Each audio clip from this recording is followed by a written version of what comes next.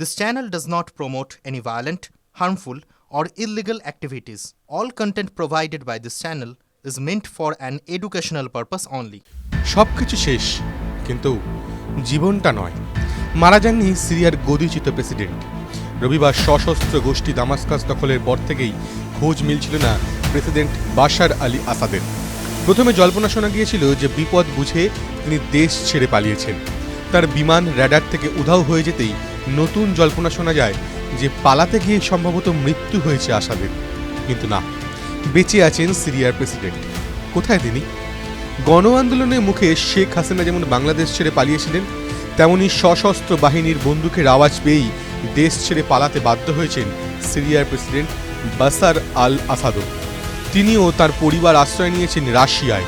গতকালই তাদের বিমান মস্কোয় অবতরণ করেছে বলে জানা গিয়েছে। রাশিয়া স্টেট মিডিয়ার তরফে জানানো হয়েছে, ইসলামিক বিদ্রোহীরা সিরিয়ার দখল নেওয়ার পরই আসাদ ও তার পরিবার মস্কোয় এসেছেন। মানবিকতার ভিত্তিতে রুশ প্রশাসন তাদের আশ্রয় দেওয়ার সিদ্ধান্ত নিয়েছে। সম্প্রতি রাশিয়ার বিলাসবহুল এক সম্পত্তি কিনেছিলেন আসাদ। তবে দেশ থেকে কার্যত বিতাড়িত হওয়ার পর তিনি সপরিবারে সেখানেই আশ্রয় নিয়েছেন কিনা তা জানা নেই। প্রসঙ্গত, রবিবার সিরিয়ার রাজধানী দামাস্কাসে যখন দখল নিচ্ছে বিদ্রোহী গোষ্ঠী, সেই সময় উড়ে যায় একটি প্রাইভেট বিমান। জল্পনা শুরু হয় যে দেশ ছেড়ে পালাচ্ছেন প্রেসিডেন্ট আসাদ। কিন্তু সিরিয়ার উপকূলের দিকে গিয়েও হঠাৎ ইউটার্ন নেয় বিমানটি।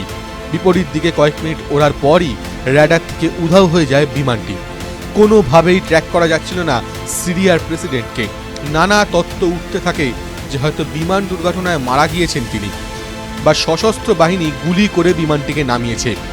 বাশার আল আসাদ আদৌ বেঁচে আছেন নাকি তা নিয়েও জল্পনা শুরু হয়। তবে রাশিয়ায় আশ্রয় নেওয়ার খবরে বোঝা গেল ইচ্ছাকৃতভাবেই বিমানের ট্রান্সপন্ডার অফ করে রাখা হয়েছিল। টিভি9 বাংলা ডিজিটাল।